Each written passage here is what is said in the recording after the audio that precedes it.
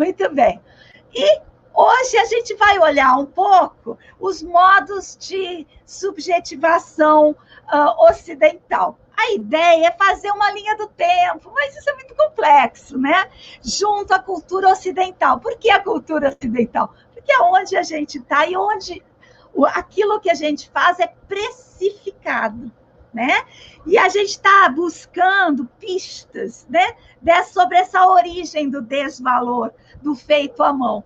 A gente está buscando pistas. E aí a gente quer identificar os pontos críticos que refletem na valorização da artesania até hoje. Muito bem. Então, essa foi a nossa ementa, né? E ela é complexa, né? Também complexa. Muito bem. E eu tenho umas companhias aqui que eu já vou trazendo. Vamos ver se eu consigo. Espera aí. Olha lá, está aqui a Daniela, está aqui a Lu, está aqui a Andréia. Muito bem. Queridas, como estão? Ó, a Kika Juliane está lá na Inglaterra e ela está aqui conosco hoje. Oi, Kika. A Kika também tem interesse nessa questão do feito à mão. E aí, como vocês estão? Pensaram nesses assuntos complicados? Boa tarde, queridas e todos e todas. Estou bem animada para uma boa conversa. Colocar um pouco de pimenta aí nessa conversa. Muito bem. Também. Boa tarde, Dani, Nina, André e todo mundo. Na verdade, eu acho que é continuar percorrendo esse fio, né, Nina? E duvidar, continuar duvidando, né? É tão bom quanto mais a gente estuda, mais a gente duvida, né? Colocar muita dúvida. Ai. Andréia, você tá sem som.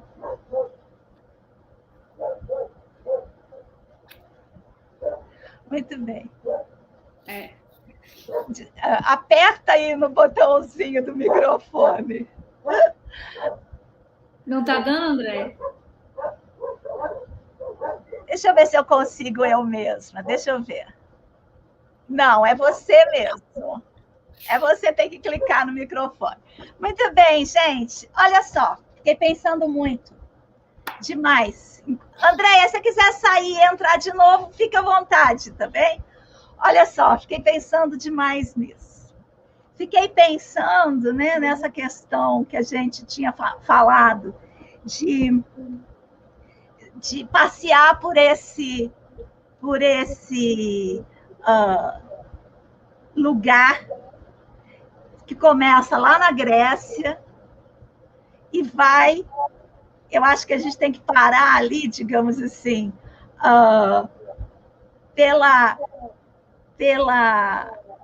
pelo século XVIII. Acho que esse é o nosso recorte. Porque aí a gente vai caminhar da seguinte maneira: a gente vai caminhar saindo. A Lu talvez possa trazer alguma coisa antes dos gregos ainda para a gente, não sei. Mas a gente vai saindo da divisão polis, oikos, né, que é uma divisão clássica. A Andréia está voltando, parece que com áudio. Vamos ver ela aparecer aqui. Aí, a gente vai, através de toda a história da civilização ocidental. Eu andei muito, não sei vocês por onde andaram, mas eu andei muito pelas pilhagens. Olha. Eu estou com uma teoria. Opa, a Andréia aqui, vamos ver se ela dá conta. Andréia, desconecta, só clica ali onde está o microfone. Vamos ver se ela consegue.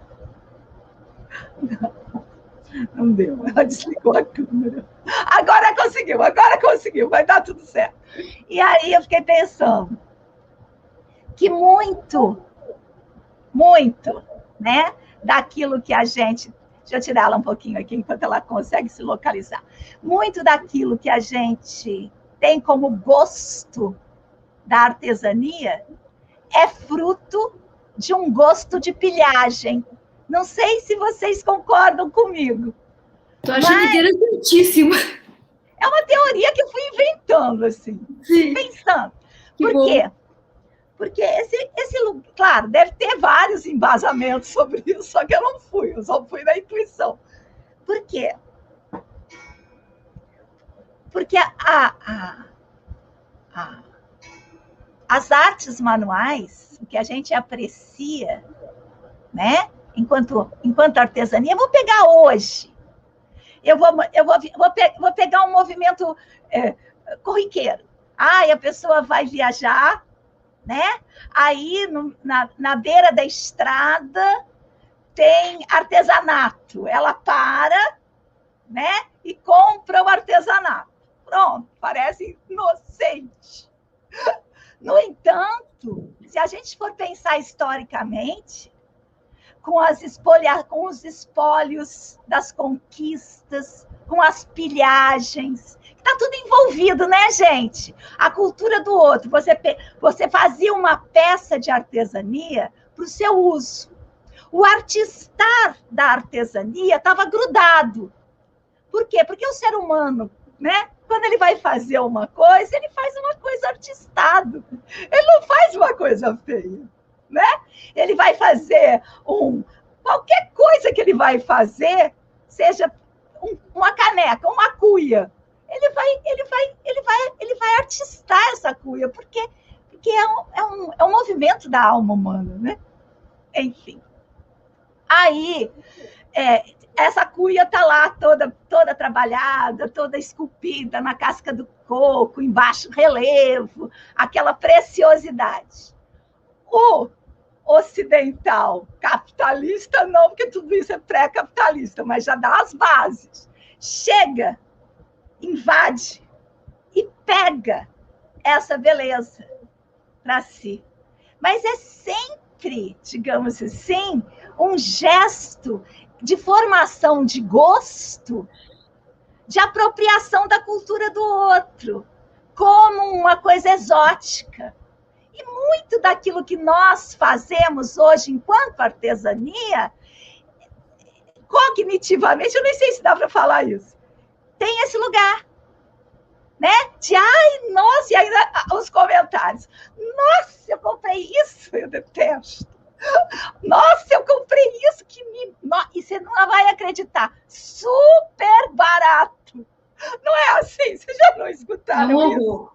E aí isso me deu aquela impressão, sabe, de pilhagem, né? Quando você pega a artesania na mão, aprecia a cultura do outro e ainda exclama, super barato, é a mesma coisa que o cara que invade, chega com um barco cheio de armas numa praia e vai catando tudo que vê e leva, né, como espólio para... E aí, eu fui aprofundar, porque eu tinha essa intuição. Aí a gente vai olhar para isso e vai ver isso nos museus. E aí tem legislação da ONU, que foi agora recente, há menos de 50 anos, dizendo que tem que devolver o patrimônio da onde vocês roubaram, né? Mesmo assim, é hipercomplexo. Então, toda essa cultura de arte e artesania, né? De arte nem também, mas de artesania, de artefato, ela está vinculada a essa política de expropriação, né, do outro. A Sandra aqui. Ô, Nina. Oi, Sandra. Oi, queridas, tudo bem? Tudo bem? Estamos aqui pelejando. Ô, Nina, eu tô achando incrível você falar isso, e pensando numa coisa, trazendo lá do antigo, das sociedades da Indonésia, né? As sociedades antigas, em um momento, a coisa para eles, o objeto, né? O feito, a artesania, o objeto era tido como uma parte da família. era como uma pessoa também, né? Então, assim, é por isso que para eles, antes de tudo virar, ser convertido, traduzido no nosso dinheiro capitalista, nas nossas trocas em moeda, era aquele momento que era a dádiva, né? A troca. O comprometimento, você se comprometia pessoalmente com a coisa.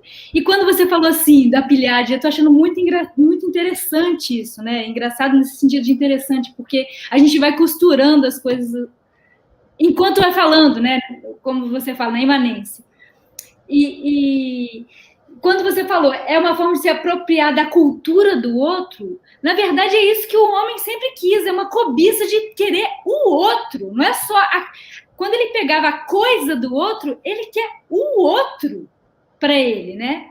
Ele quer o outro, aquilo incorporado nele também, para ele como se fosse um superpoder, para ele crescer naquele poder. Mas então, nesse momento, era isso, né? Era uma...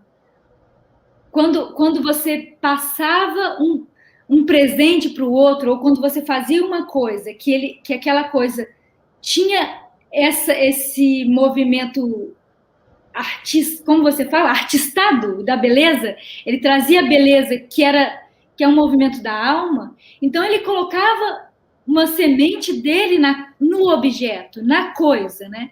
Então, quando ele dava aquilo para o outro, era um movimento de espírito também, né? E comprometia o outro nessa volta. Comprometia o outro nessa volta. Eu acho que esse é um dos primórdios. Depois a gente passa para o resto. Tem uma questão de incorporar que muitas pessoas das artes manuais trazem hoje.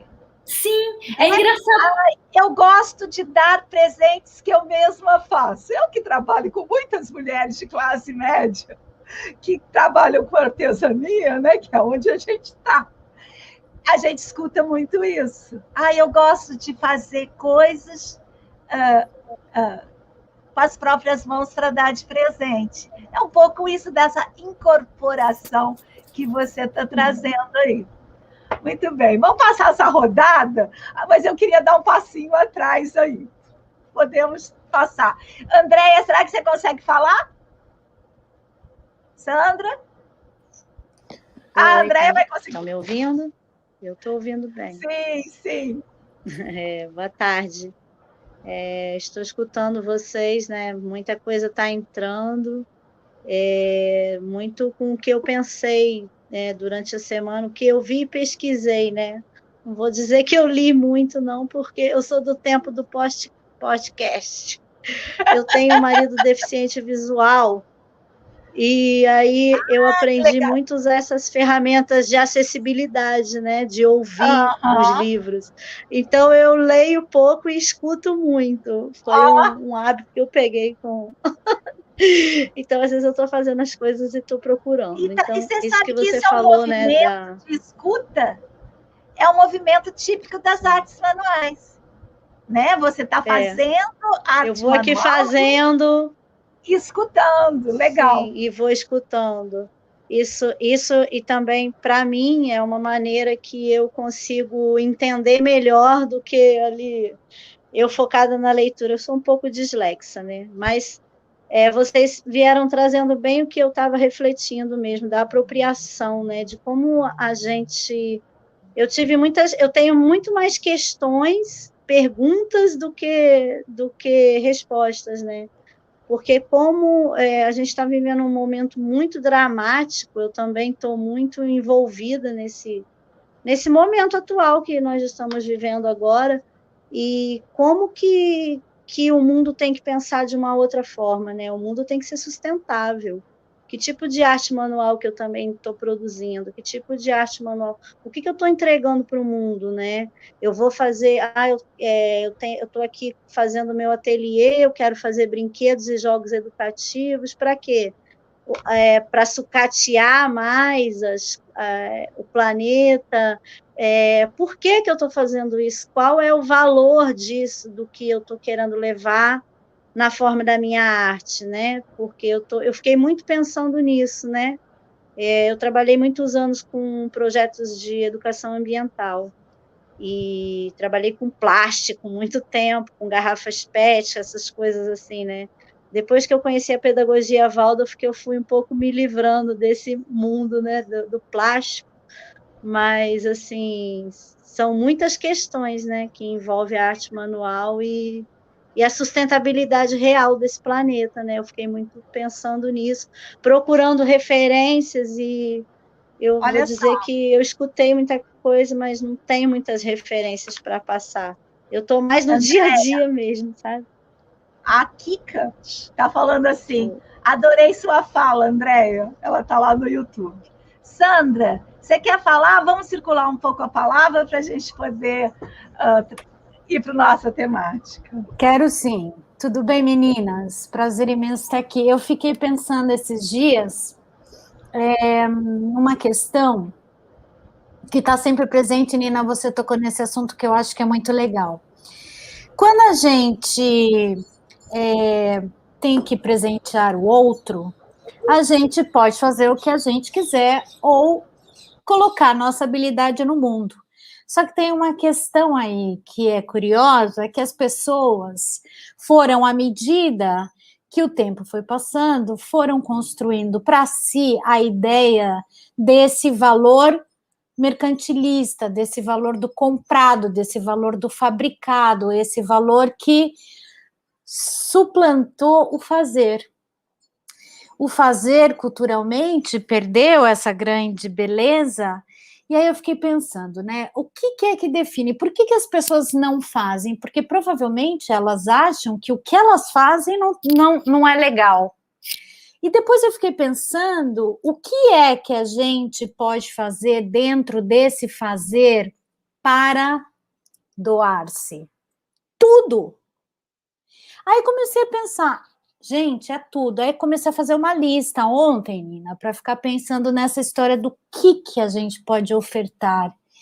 Eu fiz uma lista linda e aqui tem uma arte de colagem, uma forma para biscuit, a gente pode fazer um bolinho, a gente pode fazer uma refeição, a gente pode fazer um crochê, um tricô, todas aquelas coisas que a gente já está acostumada a considerar como valorado.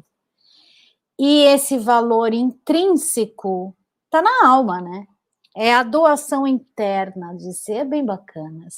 Eu quero incentivar que a gente crie uma forma de fazer tudo que você sabe fazer, desde organizar, dar de presente a organização de um armário, a passar uma tarde dividindo técnicas de limpar panela. Ai, não, essa parte não, tá? Vamos pular o limpar panela, que eu aposto que ninguém quer saber.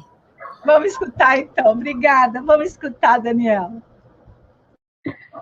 Então, eu peguei o gancho ali do que a Lu trouxe, né, de que nos povos antigos ali, quando fazia algo, colocava um pouco de si na coisa, né, e aí tu tinha aquela tradição de família, onde tu carregava aquele espírito, até me emociono, assim, de veneração pelo fazer mesmo, não pela coisa em si, né, mas para o que está contido ali naquele fazer, né.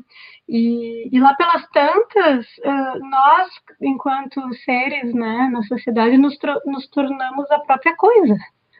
Então, né, a gente vira ferramenta de produção, a gente vira recurso, né, quando eu ouço, assim, eu estudei alguns anos, recursos humanos, eu nunca gostei muito desse termo, recursos humanos, porque te coloca numa posição de coisa, realmente, né, de móveis e utensílios, né, da indústria.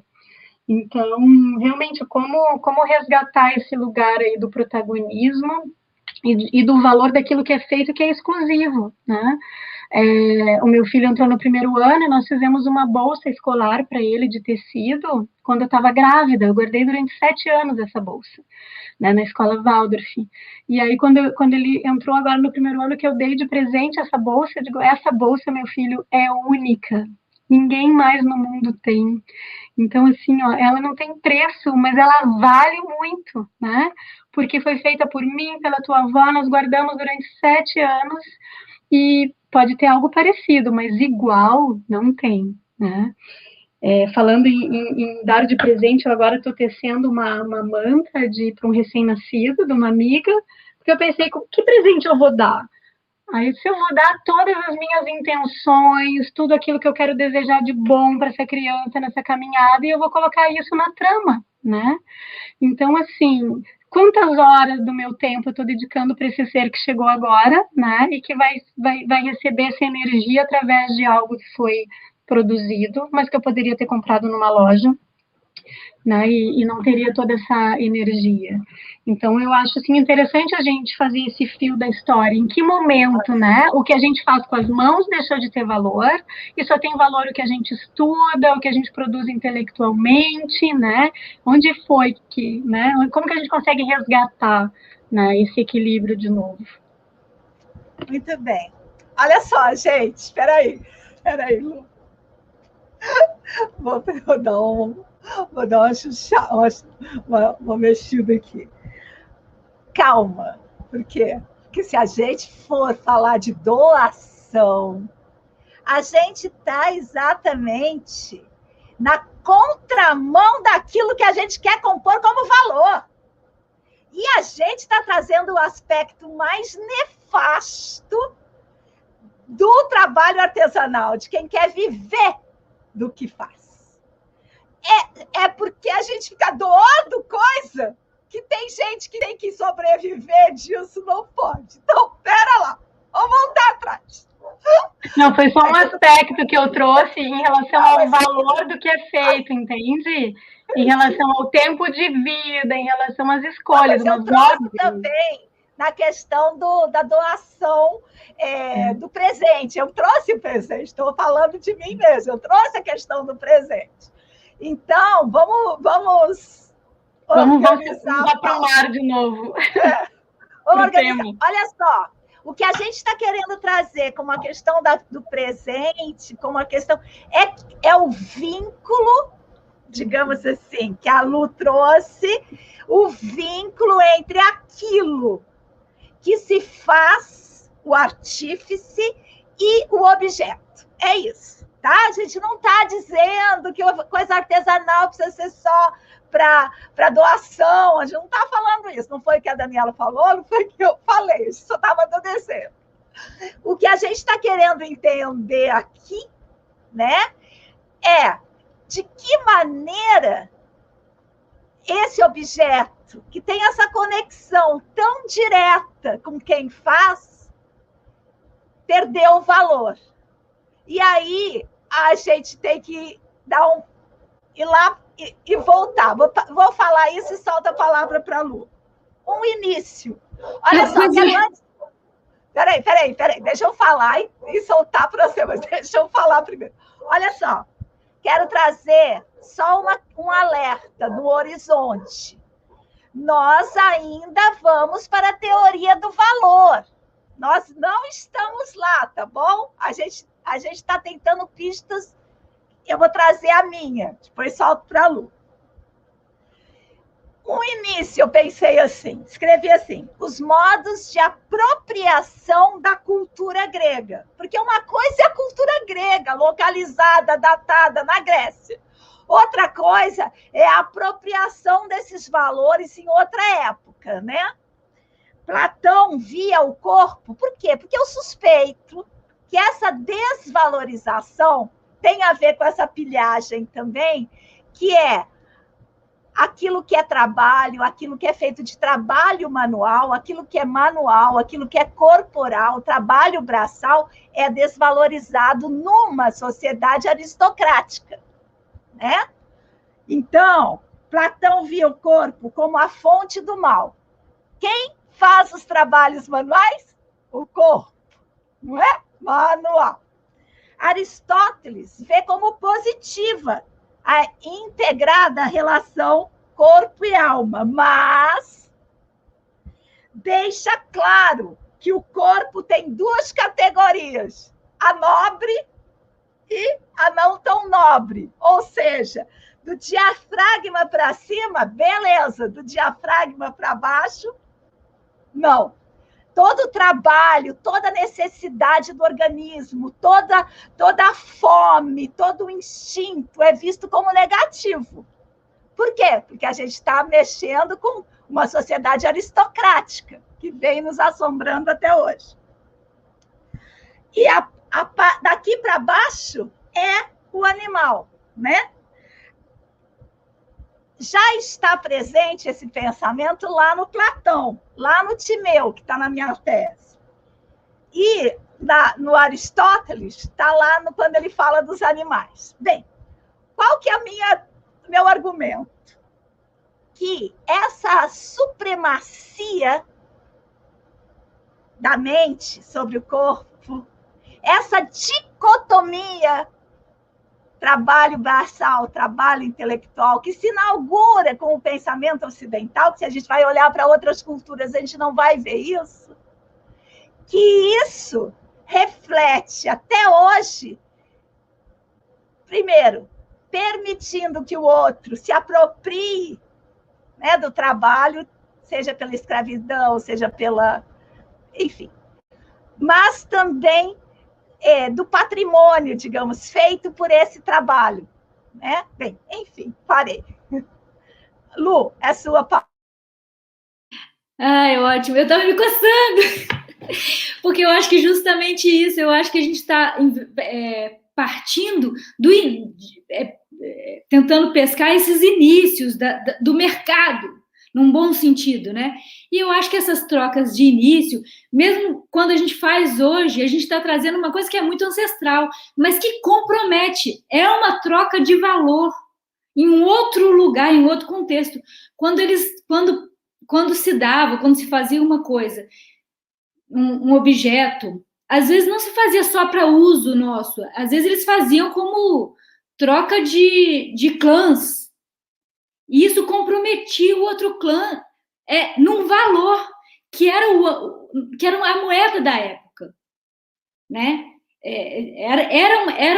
E quando, por exemplo, a Dani faz uma colcha dessa, uma coisa que coloca tanto valor nisso e dá para uma pessoa, em algum lugar essa pessoa se sente comprometida no retorno.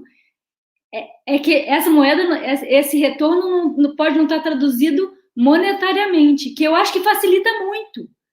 Eu acho que é um ponto que a gente deve chegar aqui, é que a questão monetária é bem... trazendo um conceito de justiça nas trocas, né? Acho que é esse o ponto. Gente, aí a gente não vai poder falar assim, dessa maneira tão superficial. A gente vai para a teoria do valor. A questão aqui, talvez, na sua fala, Lu, seja: artes manuais é mercadoria? A questão, eu acho que ela é anterior. Por quê? Porque troca não é mercadoria. Quando você introduz o dinheiro, aí vira mercadoria. E aí é um assunto imenso para a gente olhar lá adiante, depois do século XVIII, digamos assim, né? Mas a gente tem que dar uma olhada nas condições que levam à constituição desse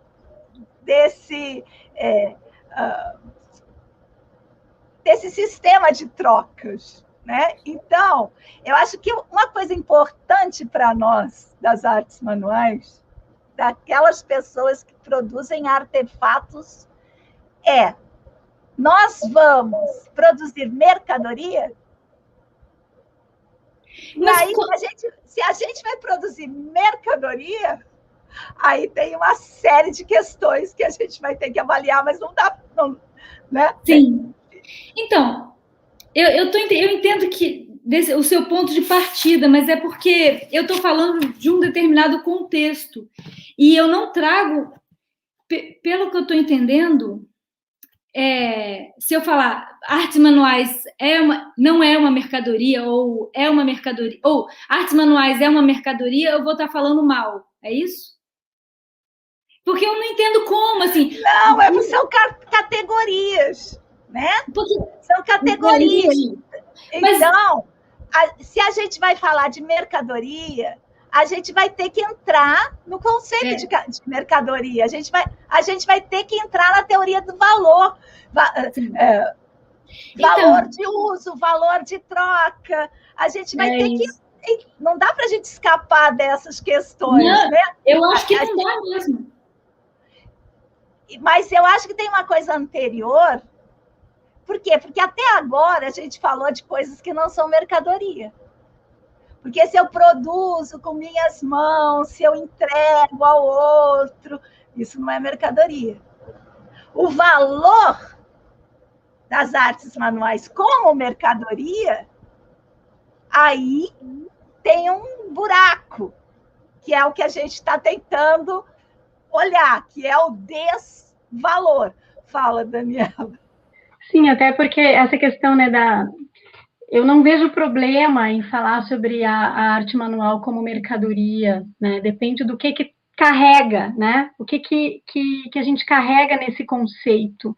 Porque, assim, as pessoas precisam de utensílios, de itens que têm, né, finalidade.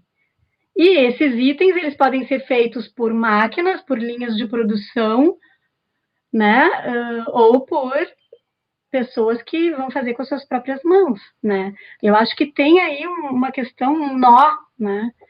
Da onde vem essa culpa ou essa necessidade assim de desvalorização daquilo que é feito à mão, né? Tem a ver com a desconexão, com a nossa essência, tem a ver com o capitalismo, né? Em que momento assim por que é tão difícil valorizar o que é feito manualmente e só o intelecto que tem valor, né? Ou seja, não, eu estou estudando, eu estou pensando, né? E o outro está lá com a mão na enxada preparando uma horta, mas aquele que pensa come também. Tem alguém que está produzindo aquela comida, né? Mas não é digno de ser valorizado, respeitado e remunerado por isso, porque essa pessoa também se veste, também lê, né? Então, eu acho que o grande ponto é esse, porque, digamos assim, essa manta que precisa ser feita, né? Ou que essa mãe vai precisar de uma manta para aquecer o seu bebê, né? Se ela compra numa loja que faz 100 mantas iguais ali a preço de, né, minúsculo, é uma coisa. Agora, se ela compra de alguém que traz algo também, né, de exclusividade, de outro tipo de valor agregado e que também tem que se sustentar, né? Aí muitas vezes não é valorizado. Não, eu quero comprar de quem faz, mas às vezes a gente vê assim, alguém me indica um bom blusão de lã, alguém que faça por um preço muito baixo. Né? Ou seja, o que a pessoa está buscando? Está buscando preço ou está buscando, né, resolver a situação e um produto de qualidade? E nessa qualidade eu incluo fazer, né, também, manual. Essa é a questão. A Sandra vai falar. Fala, Sandra. Seu som está desligado. Ligou? Tem uma coisa que eu acho que é importante a gente considerar nessa avaliação toda, que realmente essa avaliação dá um nó na cabeça, né, gente? É o tempo. O tempo, acho que se tornou muito dignificativo no trabalho, no fazer.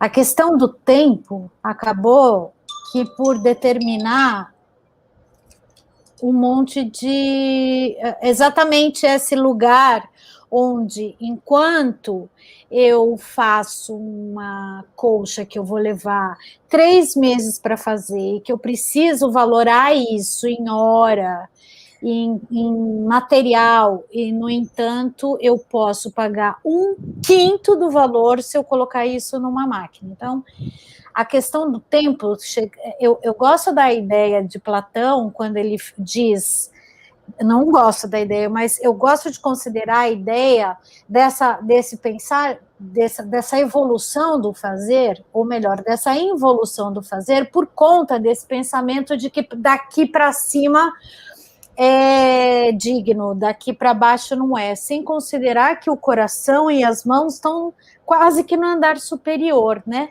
Quase. né? A gente não tem, faz parte desse processo, desse estar aqui no mundo. E o tempo se junta a isso tudo nesse momento, então acho que isso é novo, né, gente, na nossa sociedade. Isso é muito novo. É ou não é? O quê?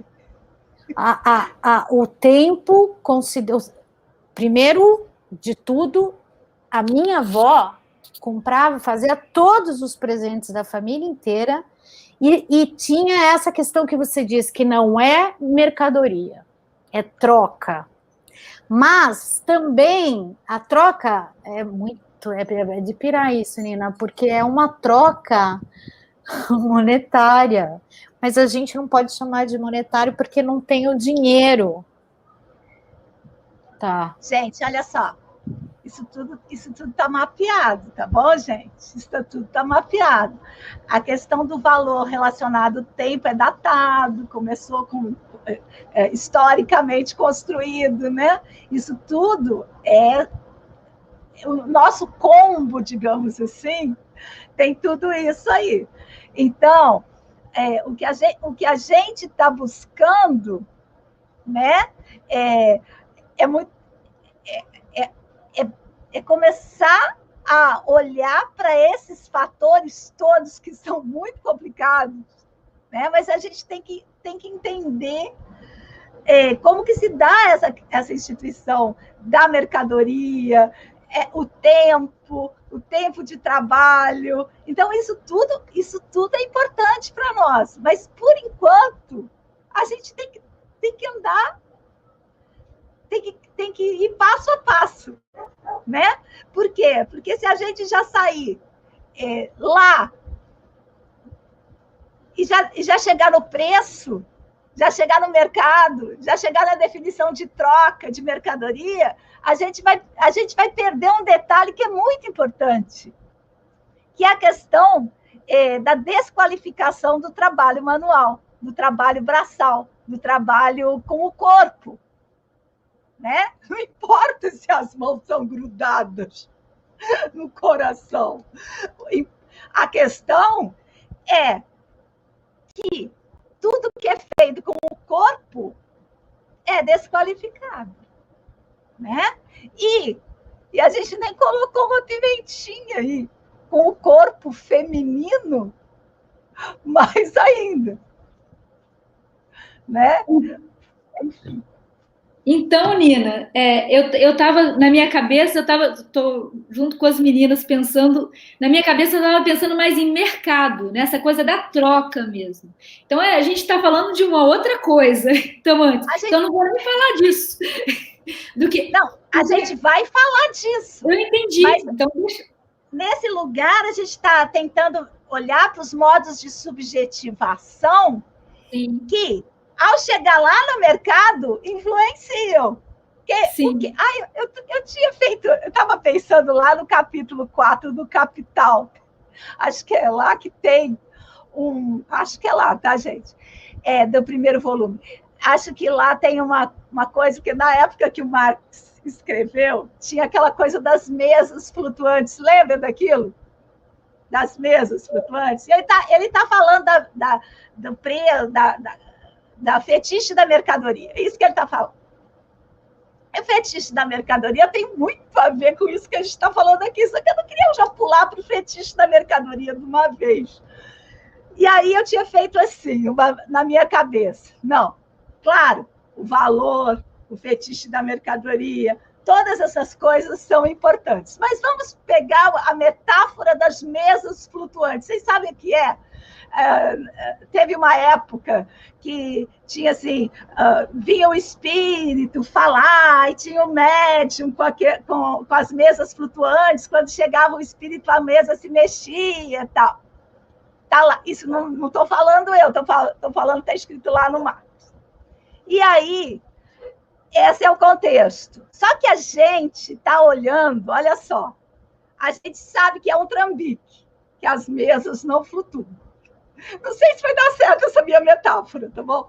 Quando estava caminhando, estava dando certo. Mas vamos ver se eu falando ela funciona. A gente sabe que é mentira. Que o negócio da mesa é um trambique de alguém. A gente sabe. né? Só que a gente não está olhando nem para a mesa, nem para o trambique, nem para nada. Para a gente fazer esse trambique, o cara sacana, né, que está fazendo a pose do médium, ou sei lá quem, o ajudante do médium e tal, ele tem um ganchinho assim, ó, no punho, né? Ele tem um ganchinho que ele coloca embaixo da mesa para, na hora H, a mesa flutuar. O que a gente está fazendo aqui é olhar para esse ganchinho. Qual é esse ganchinho que vai nos colocar nesse trambique enorme que é o capitalismo? Porque o que a gente está divulgando aqui, o que a gente está tentando chegar é como é que a gente escapa dessa armadilha capitalista. Como é que a gente produz uma artesania, digamos assim, anticapitalista, que eu acho que é isso que a gente está querendo chegar. A gente não está aqui para ver qualidade de produtos, nem valorização do produto. Acho que não é isso. Como que a gente produz, através da nossa artesania, um outro lugar, né, que seja anticapitalista? Pelo menos essa é a minha expectativa com esse grupo. E, claro, a pessoa que tem que viver disso, ela vai falar, não, ó, eu vou fazer um spoiler, eu acho assim, para mim, no final disso tudo, a gente vai chegar e vai falar assim, olha, vou lá em Steiner, tá bom, gente? Ó, ao invés de eu comprar o seu produto, é o CSA, Daniela sabe bem isso, eu sustento você fazendo essa mantinha. Eu sustento você, né? Eu sustento você e você faz sua mantinha. Bem, pelo menos é essa a minha expectativa, mas para isso a gente tem que entender como esse ganchinho, que a gente sabe que é uma trapaça, né? Porque o sistema capitalista é uma trapaça, né? Como é que esse ganchinho está funcionando? É isso que a gente está olhando, só para o ganchinho agora, né? Bem, enfim, não sei se funcionou. Sim, faz sentido, porque isso é interno, né? Tá internalizado na sociedade, né? Esse modo capitalista de ser. Então, se eu questiono, mas o modo continua o mesmo, os valores envolvidos, né? A ética. Aí, então, como tu gosta de dizer, a gente muda a caixa, mas ela continua sendo caixa, né? Então, assim, como desatar esse nó realmente, como transformar esse modo de vida, como transformar a sociedade, como que as novas gerações vão atuar a partir de desatar esse nó, né? Porque senão a gente tenta sempre correr atrás para ser relevante, correr atrás para se inserir, como eu consigo... Achar o diferencial... Como consigo valorizar o meu trabalho manual para me sustentar dele, e aí eu tento me encaixar nesse sistema, mas o sistema continua ali, né? Então, realmente, o buraco é... Mas eu acho que é importante, tem uma coisa que eu acho linda, que é, enquanto a gente vai transformando o nosso objeto artífice em um objeto educativo, que eu acho que essa é a nossa saída. Senão a gente não estaria num grupo de estudos, em um objeto educativo. Ou seja, quando a pessoa adquirir, porque a gente tem que sobreviver, ninguém vai falar, ó, toma o dinheiro, vai fazer seu crochê, né?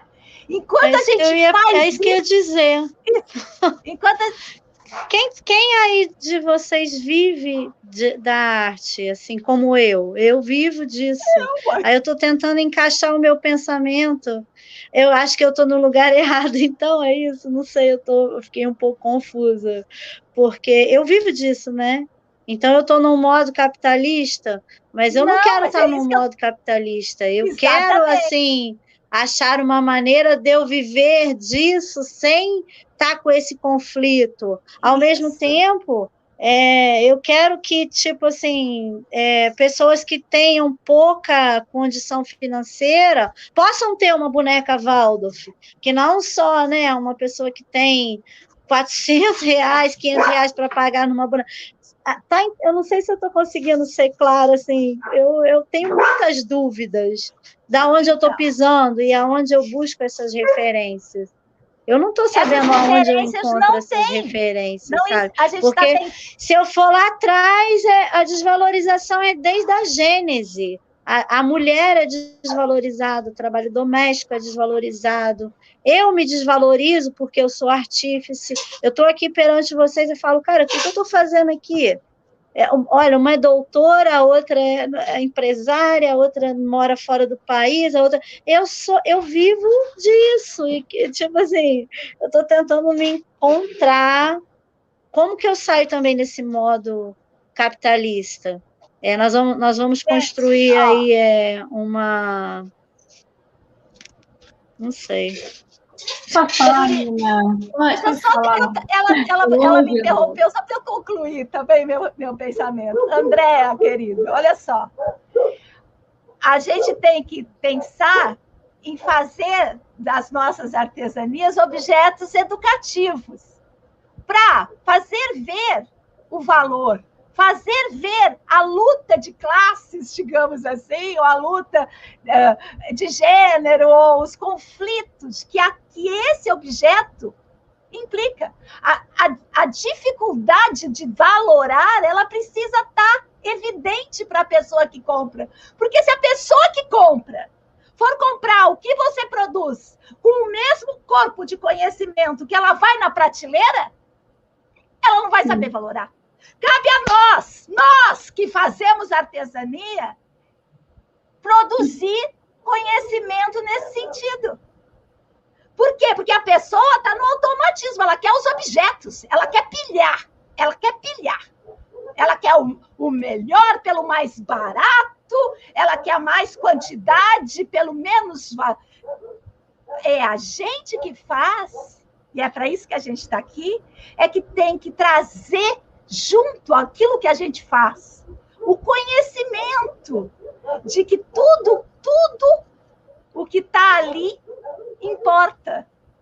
Eu acho que é isso, né? E é nisso que eu aposto.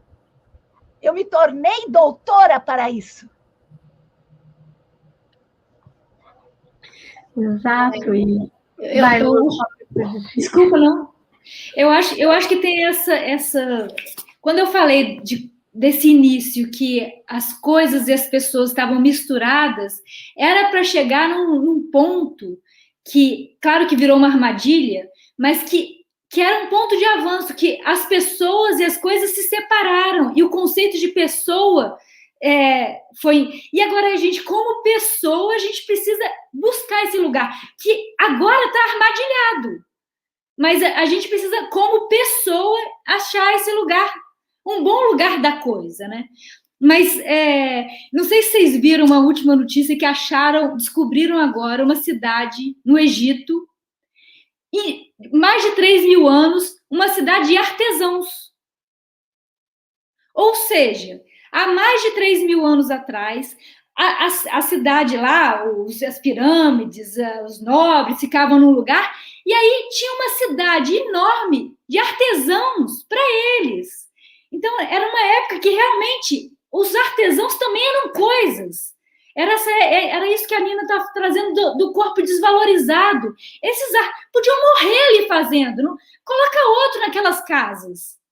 E, por exemplo, quando eles empurravam, né, as coisas que a gente não sabe se até onde são histórias, né? Histórias não, são teorias, né? Como eles empurravam as pedras, construíam as pirâmides e tinham que ser enterrados lá dentro. Porque você já viu lá dentro, você não vale mais, seu corpo já foi ali. Você você entrou no túmulo, ajudou a construir o túmulo dentro do faraó, seu olho vai ter que ser furado. Porque seu olho já viu demais. Você é uma coisa junto com a pedra. É isso que a Andréa está trazendo. Exatamente. Não importa a pessoa da Andréa, só aquilo que ela faz. E é isso que a gente tem que mudar. A pessoa que ela vende, a pessoa que vai comprar aquilo que a Andréa faz tem que apoiar a vida da Andréa. Eu quero que a vida da Andréia seja apoiada. Eu não quero apenas usar o produto dela e descartar a vida dela. Eu acho que é isso que a gente tem que fazer. E olha, gente, a gente já está fazendo isso lá no CSA. No CSA, eu acho que é a coisa mais avançada. Eu sempre falo, né, Brinco? Precisamos de um CSA para artesania. Eu tenho que sustentar alguém que sabe fazer crochê. Não importa se eu quero ou não aquele produto. Eu quero apoiar aquele conhecimento. Sabe? Aquela pessoa vinculada a essa coisa que tanto faz que existe, porque a prateleira está cheia. Mas eu quero interromper isso. Eu quero parar de a prateleira cheia de coisas lindas, feitas por pessoas descartáveis, que podem ser trituradas junto com a argamassa das pirâmides. Que é o que os produtos chineses e tunisianos e não sei o que lá, que o trabalho não está ali dentro. Porque como aquilo que demorou, né, para pegar o tempo da Sandra, demorou para fazer 8 dias, pode custar R$1,99. Então, eu acho... É isso, bem, para mim, tem um lugar... Andréia, quando a Andréia coloca que não sabe se está no lugar certo, eu acho que ela está no lugar certíssimo. Porque o que a gente está buscando aqui... Eu, por exemplo, eu fui empresária, aí eu fui artesã com um ateliê de brinquedos, né? E hoje eu estou professora, né? Eu estava, estou, estarei, não sei o que estarei, mas sempre buscando que a gente... Professora de trabalhos manuais. Sim, de trabalhos manuais. E assim, ó, a minha remuneração também não me sustenta, né? Não sei se pela questão de ser professora ou pela questão, enfim, dos trabalhos manuais, mas o que a gente está buscando aqui é justamente compreender como que a gente consegue ser agente de transformação, né? Porque eu já tive nesse lugar de me sustentar fazendo brinquedos artesanais, não dá. Porque as pessoas acham que é muito caro, né? Então, assim, então não é a Andréia que a gente tem que se encaixar no mercado ou tem que se encaixar nas regras capitalistas, é porque a gente ainda não conseguiu encontrar uma forma de fazer diferente. Às vezes tu entra no jogo, né? É a corrida aquela, né? A rodinha do hamster ali. Tu tá na rodinha, mas tu tem que sair da rodinha para poder olhar de fora. Você tem que fazer, dar like, enquanto você tem que fazer alguém comprar a boneca que você demorou uma semana para fazer, porque você tem que sobreviver. Mas enquanto você faz isso, você vai preparando a revolução. Você vai, é junto. Você sobrevive, tá bom. Vou lá, vou na esquina, rodo a bolsinha, faço tudo. Me prostituo para esse capitalismo. Mas, enquanto isso, eu me organizo internamente. E, enquanto isso, eu me fortaleço, entendendo isso que tá me sufocando, eu entendo o processo que me levou para a esquina. Acho que é isso que a gente tem que fazer. Ao entender o processo que me levou para a esquina, para que eu precise, porque eu tenho que viver, eu me fortaleço. E isso vai refletir na minha prática, né? Mas, ao mesmo tempo, eu tenho que continuar vendendo as coisas, eu tenho que continuar fazendo as coisas. É isso. Olha, eu tenho que ler os comentários daqui, porque ela está enlouquecida lá. Tem mais alguém lá com ela, mas eu não sei quem é. Olha só, ela fala assim, essa questão da precificação é tão complexa, o paradigma vigente é do perde-ganha, onde quem compra quer comprar o máximo de unidades possível pelo menor preço. A gente pode ver onde é que está ancorado isso. E aí ela fala, os artesãos, por sua vez, para se manter competitivos, se veem obrigados a rebaixar o preço daquilo que faz, por conseguinte, rebaixa a si mesmo. Por quê? Porque a gente tem que fazer ver que o que está na prateleira, industrializado, é uma coisa, e o que a gente faz é outra. Mas a gente vai aí vem a coisa que a Andréia falou, mas a gente vai trabalhar para uma elite. a gente vai vender para uma elite. Que é quem pode pagar. Pegando esse gancho, Nina, o ano passado eu sei que eu vendi as minhas bonecas num preço que não é o usual, né, das bonecas Waldorf. Mas as crianças que adquiriram aquelas bonecas e como aquilo entrou na vida daquelas crianças, eu não podia cobrar aquele preço do ateliê que eu acho. Então, eu me senti assim, eu fiquei num conflito muito grande, porque eu fiquei assim, eu sou a traidora do movimento. Eu comecei a colocar, eu não coloco boneca Waldorf, apesar, né, de eu fazer, porque eu não consigo cobrar, porque o meu público não é esse público, eu não sei se eu estou conseguindo chegar. Meu público são os alunos da escola pública, eu sou funcionária pública, eu moro numa cidade rural, mas, assim, as bonecas que chegaram na vida dessas crianças, o valor que aquilo teve foi maior do que o dinheiro que eu recebi, claro que foi. E aquele dinheirinho pagou minhas continhas, pagou o curso que eu quis fazer com você, pagou, tipo assim, né? E eu sei que não é o valor ideal, né? Mas, assim, eu estou tentando buscar outro valor, né? Sem ser só esse valor. Eu sei que essa boneca não vai estar no lixo daqui a pouco, né? Porque eu já fiz muitos brinquedos que, quando eu olhava, 3, 4 meses depois, o brinquedo estava no lixo. E era num contexto, assim, de sustentabilidade, de reciclagem, de reutilização, mas isso também acaba virando um lixo. Então, eu estou sempre pensando nessa questão, assim, né, da educação mesmo, o que a gente precisa, né, como artista, como artífice, para a gente poder viver disso, o que a gente precisa, né, por isso que eu estou meio entrando mais para a educação mesmo, né, para ver se eu acho alguma resposta, porque eu ainda não achei.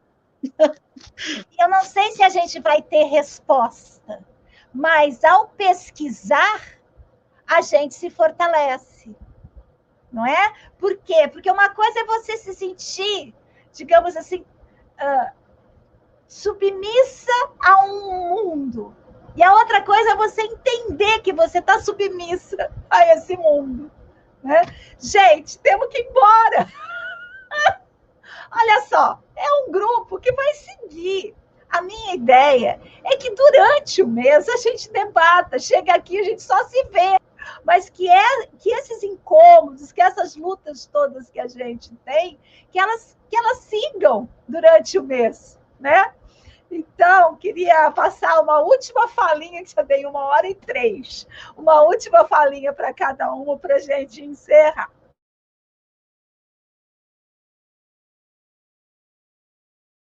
Opa, não desperdiça não, gente. Fala aí.